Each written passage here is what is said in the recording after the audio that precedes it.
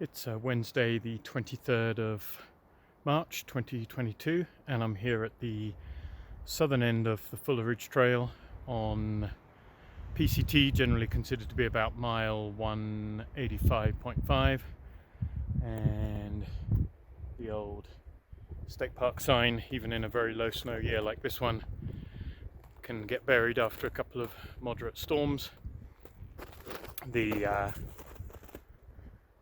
trail up to Sanderson Peak heads up there, and I've just come up PCT southbound.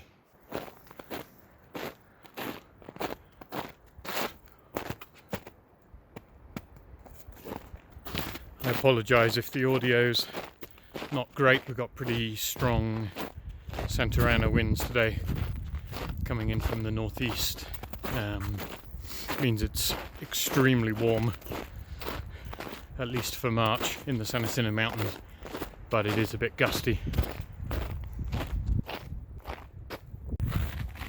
First really nice vista off to the west, Black Mountain in the middle there, Fuller Ridge tucked in behind these trees through the back here, and then way through the back there you can see the snow-capped top of San Gorgonio. A few small patches already that are clear of snow, even though this is one of the sections that tends to retain the snow long enough. Crossing of the North Fork of the San Jacinto River. You have to take my word for it, because as you can see it's all frozen and under snow.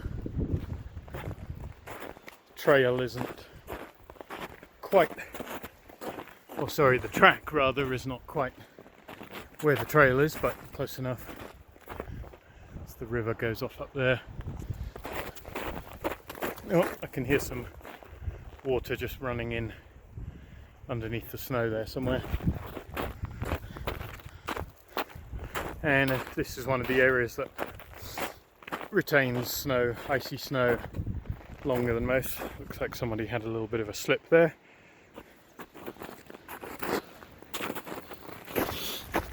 And doesn't really get any sun, so it does tend to hold snow for a pretty long time. And then immediately after that you get into this much flatter, much more open terrain. It's pretty sun exposed, and there are some quite nice patches, clear patches opening up already.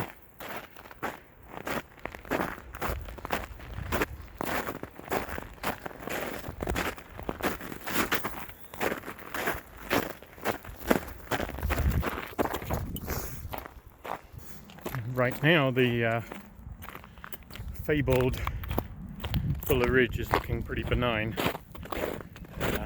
In a good winter this is all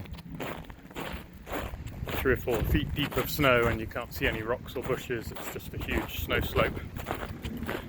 But as you can see, with so little snow this winter and plenty of warm weather, it's kind of a mixture of snow patches and some clear patches. Probably coming up towards 187.5. I've actually taken spikes off at this point. Certainly not needed through this section. Some very extensive clear patches and pretty benign terrain. So I'm recording this on the 23rd of March. On the 28th, I think it is, Monday, there is the possibility of a storm coming through. And the challenge with that storm is that they're really struggling with the modelling right now. There are kind of 2 main forecast models. One which has it largely missing us in the San Jacinto Mountains, and perhaps just a dusting of snow at this elevation, maybe just an inch or 2 in the high country, and then there's so little here that it wouldn't make any difference to navigation. Unfortunately, the other set of models suggests that we take a fairly direct hit from the storm It's not a big storm, not by our standards, but potentially talking 8 to 12 inches of snow at the high peaks.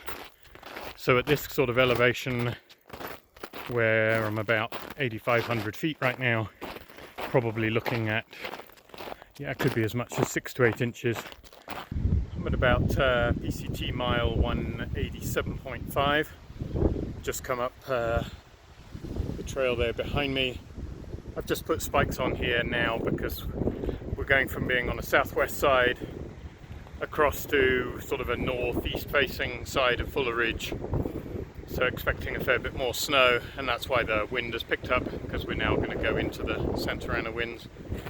The reason we know it's 187.5 give or take is this post here, and I wanted to show you this because almost exactly this date 3 years ago, March 2019, we had a rescue of a young German PCT hiker, and I had to hike out and pick up all of his gear, which was left behind when he was hoisted out. And that year, all that was visible was the little yellow top. Now you can see the snow's a good 2.5 feet lower than that. That was the last reasonable snow year. Even then, it wasn't actually quite average. It was slightly below average, but it was close. The guy did ultimately finish the trail. He let me know, so that was encouraging. As expected on this sort of close to the top of the ridge, but slightly on the north east facing side, snow's a bit more continuous. Since I left 187.5, probably getting fairly close to 188 now, the trail or the track through the snow hasn't been following the trail in a fair number of places, but it's easy to follow and it's certainly close enough to the trail. Currently at 188.5, one of my favourite vistas of the mountain trail, and for about the last 3/4 of a mile I've been without spikes. Took them off because it's completely clear, but from 188.5 through to probably at least 190 should be more or less continuous snow, and put the spikes back on. So as expected, the last 1.5 miles or so since 188.5 has been continuous snow. You can see San Gorgonio, lovely vista there across the other side of San Gorgonio Pass. Now past 190, probably starting to get close to 190.5, sorry, 190.2 or 3. Unfortunately, the track for the last couple of tenths has been well off the actual trail, which in fact is up there, which is fine when there's plenty of snow, but once it starts melting off, then you find yourself going through a bunch of bushes and so on. So some cautious navigations needed through here. Like I say, probably only a few tenths away from the Fuller Ridge campground at this point. And reaching the Fuller Ridge campground, getting close to 190.5. As you can see, the snow's starting to get a bit more sparse here, but it has been continuous for the last 2 miles. Past 3 through hikers on that section, and they're going pretty slow. I'd say most folks might be going as slow as 1 mile an hour on Fuller Ridge at the moment. Maybe a little faster, but about that kind of time. So that's worth thinking about in terms of your timing preparation. As you can see, Fuller Ridge campground at 190.5 is basically clear of snow, so great option to camp. And just going to head on down the last couple of tenths of a mile to Black Mountain Road. out at Black Mountain Road, there behind me, about mile 190.7. As you can see, snow's sort of patchy. Black Mountain Road probably largely clear below this point. And then the PCT heads about 17 miles that way down to Snow Creek.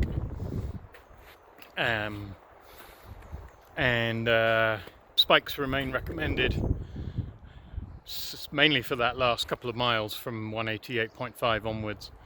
Otherwise conditions were fairly benign, but particularly with how warm it is, snow was getting pretty sloppy, even by kind of 9 or 10 in the morning. And